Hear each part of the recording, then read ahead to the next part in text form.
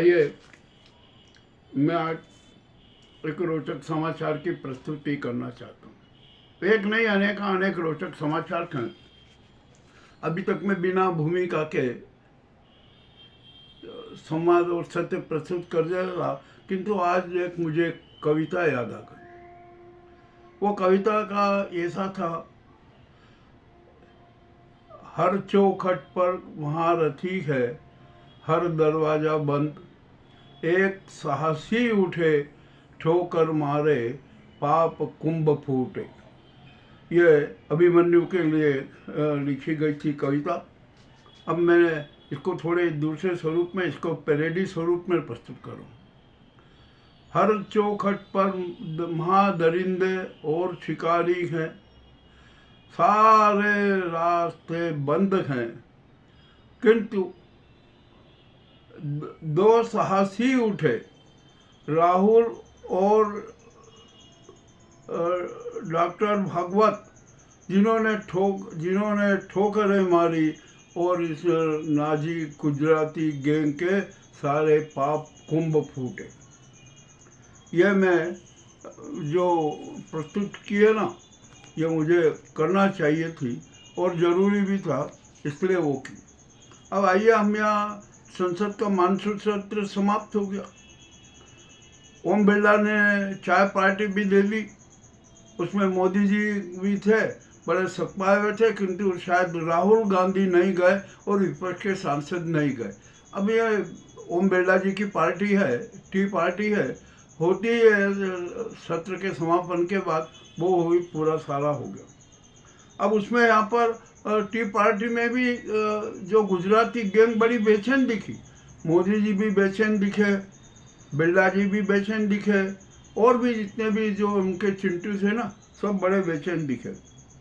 मामला बड़ा विचित्र हुआ। जो अमित शाह ने एक शातिर षड्यंत्री इवेंट किया, एक जो 130 संविधान संशोधन बिल का, वो इवेंट फेल हो गया और बुरी तरह फेल हो गया। और वो तो ऐसा लगा कि एक शातिर षड्यंत्र था, जो विपक्ष के मुख्यमंत्रियों को घेरने की, और जो एनडीए के जो सहयोगी है ना, जितने भी, उनको सबको घेरने की, कि यदि उपराष्ट्रपति चुनाव में आपने गड़बड़ी की ना, तो ये ईडी छापे वापे सब लगने के लिए तैयार हैं, किंतु इसका भी कोई असर नहीं हुआ। दिक्कत यह है कि ये जो संशोधन बिल, नया बिल लाया गया ना, इसका कोई औचित्य ही नहीं था। यदि ये बिल पास करवाना होता ना, तो 2/3 बहुमत की जरूरत होती। 2/3 बहुमत तो है ही नहीं इनके पास में, तो ये बिल तो यूं ही ड्रॉप हो जाता। और यदि ये बिल पास नहीं होता तो ये सरकार को त्यागपत्र देना पड़ता। खैर, अब और आपको याद है, आपने भी ध्यान दिया होगा कि जब ये बिल अमित शाह प्रस्तुत कर रहे थे ना, तो वे भी डरे हुए थे, समय हुए थे, चौथी नंबर की सीट पे जाके बैठ गए और न जाने क्या क्या किया, कितने गार्ड बना, ये बना, सब कुछ हो गया, मगर हुआ क्या। और वो खुद उन्होंने अपने इवेंट को अपने हाथ से मिटाया। वह सदन में चिल्लाते रहे, जेपीसी जेपीसी जेपीसी, जेपीसी को भेज, और वो बिल अब जेपीसी में चला गया। अब जेपीसी में न जाने कब होगा, क्या होगा, कब समिति बनेगी, और पूरा ये गोलमाल हो गया। तो अब जो विपक्ष के मुख्यमंत्रियों को और एनडीए के सहयोगियों को डराने का जो भय था ना, वो समाप्त हो गया। अब कोई किसी प्रकार का कुछ भी चलेगा नहीं। आज कपिल सिब्बल ने भी इस बात को उजागर कर ही दिया। हमने भी कह दिया था कि ये बिल काम का ही नहीं है, शातिर षड्यंत्र है, कुछ भी हुआ हो, जो भी अब मामला है ना, टाई फीस हो गया। और अब ये गुजराती गैंग में बड़ा हड़कंप मचा हुआ कि आखिरकार होगा क्या। अब उन पे है ही सही। और मान लीजिए बिरला की टी पार्टी में यदि राहुल गांधी आ जाते, तो मोदी और ही बेचैन नजर आते, इतने बेचैन नजर आते कि क्या बताएं। और संभवतः कि वो पार्टी उठकर भी चले जाते, पार्टी छोड़कर चले जाते। कुमकुम ने एक 2024 का वीडियो जारी किया, उसमें ऐसी ही टी पार्टी थी, उसमें मोदी जी भी थे और राहुल जी भी थे। राहुल गांधी बड़े अच्छे स्वरूप में और मुस्कुराते हुए और अच्छे स्वरूप में नजर आ रहे थे। वहीं मोदी बड़े विचलित और चिंतित नजर आ रहे थे।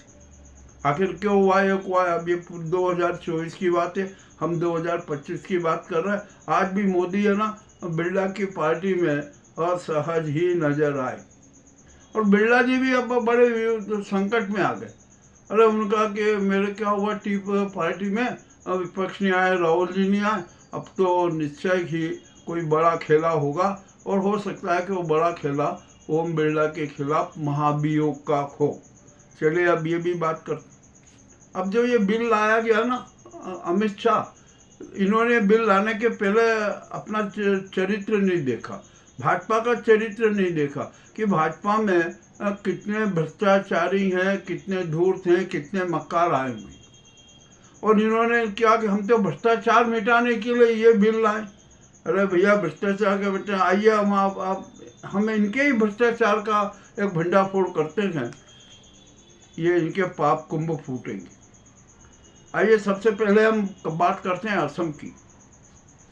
हेमंत बिस्वा जो कांग्रेसी रहे हुए, बाद में उनका जो शारदा वाला मामला उठा तो उन्होंने कांग्रेस छोड़ के बीजेपी में आ गए और बीजेपी में बस जो मोदी जी की चरण वंदना करते रहे और कांग्रेस को गाली देते रहे, जो भी कुछ करना था कर।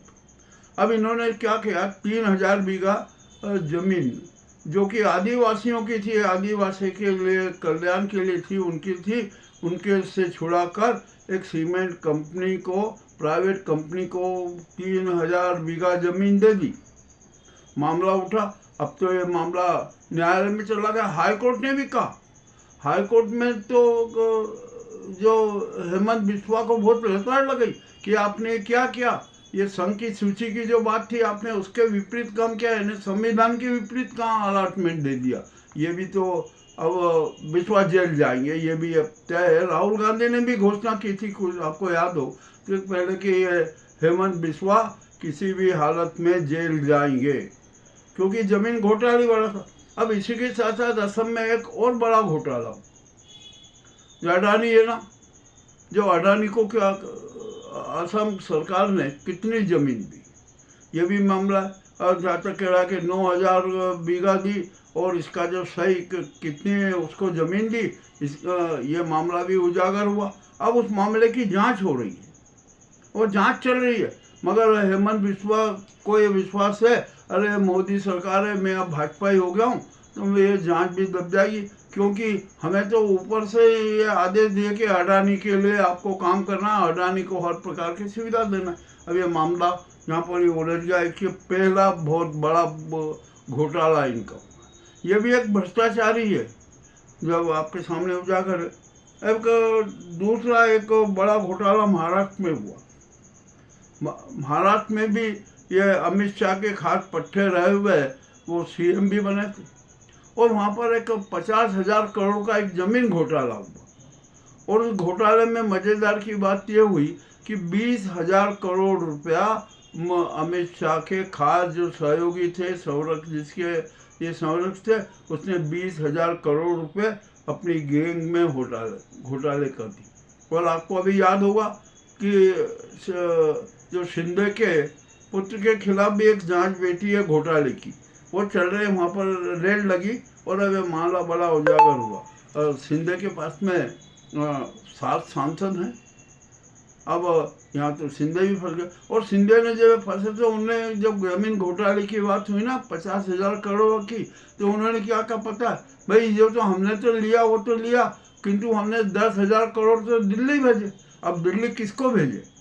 भाजपा के कोषालय को भेजे या मोदी जी को भेजे या अमित शाह को भेजे, किसको भेजे या नड्डा जी को भेजे? 10,000 करोड़ की राशि तो भेजी। ये भी एक तो भ्रष्टाचारी है ना। अब आप तो उनको लेके जा रहे हो, आपने ही उनको सीएम बनाया, सब कुछ किया, तो मतलब आज यानी भाजपा में आ गए तो आप बिल्कुल नीट एंड क्लीन हो गए।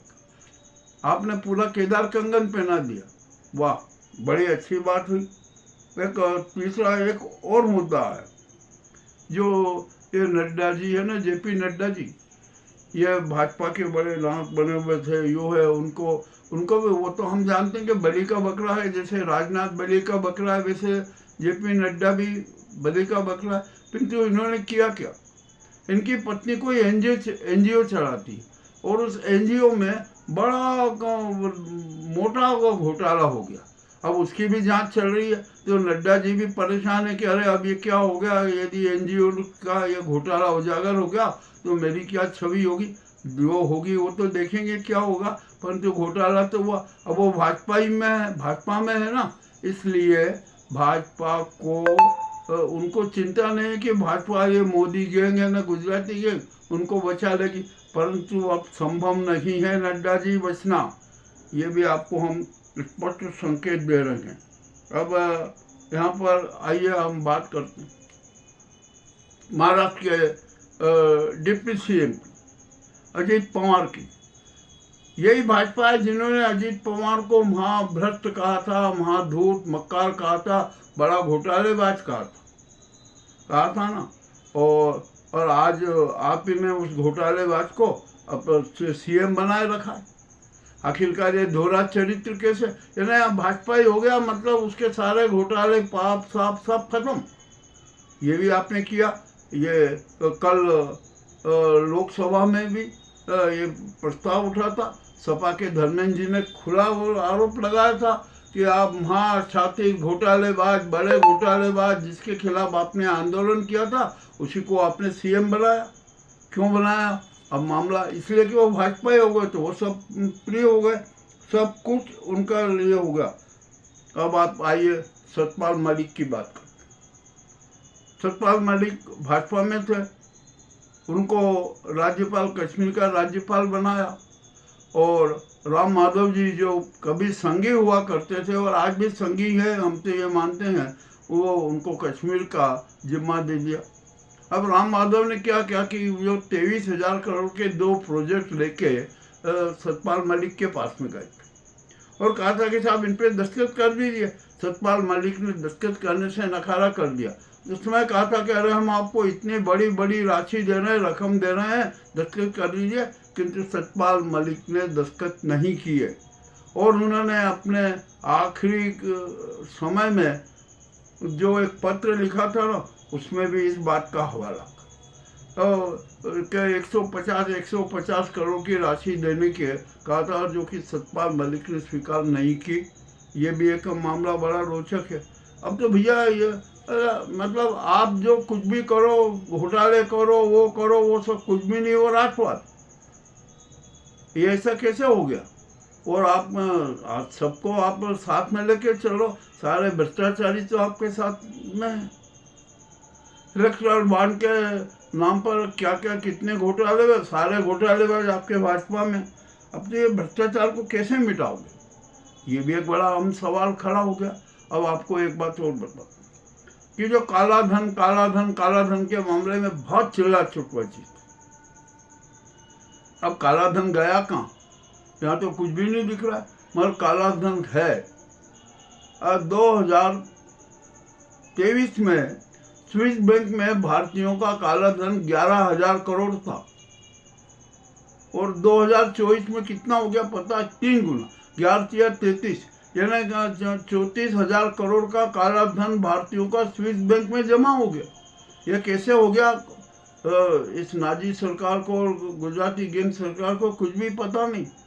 और भी नए नए कांड है, बहुत बड़े बड़े कांड है जो कि काले धन वाले हैं, इनका भी खुलासा होगा। तो कुल मिलाकर जो ये कल जो इवेंट किया था ना संविधान संशोधन विधेयक का, वो फेल हो गया और ये इनके गले की हड्डी बन गया। आपके सामने हमने इतने उदाहरण दिए, कोई झूठ नहीं है, एक भी सब साथ में। शिंदे भी आज भाजपा में, अजीत पवार भी भाजपा में, और हेमंत बिस्वा भी भाजपा में, राम माधव भी भाजपा में, सब तो है भाजपा में। अब क्या करेंगे? नायडू के खिलाफ भी इन लोगों को साजिश रची है। भाई नायडू की पार्टी को ही खत्म करना चाह रहा है, किंतु नायडू समझदार हो गए। उन्होंने कहा नहीं, अब ऐसा नहीं चलेगा, हम उपराष्ट्रपति चुनाव में सुब्बाराव रेड्डी के साथ ही रहेंगे। रेवंत रेड्डी ने भी घोषणा कर दी कि हम उनके साथ रहेंगे, और डीएमके ने भी कह दिया कि नहीं, कुछ नहीं, हम तो रेवंत रेड्डी के पक्ष में हैं।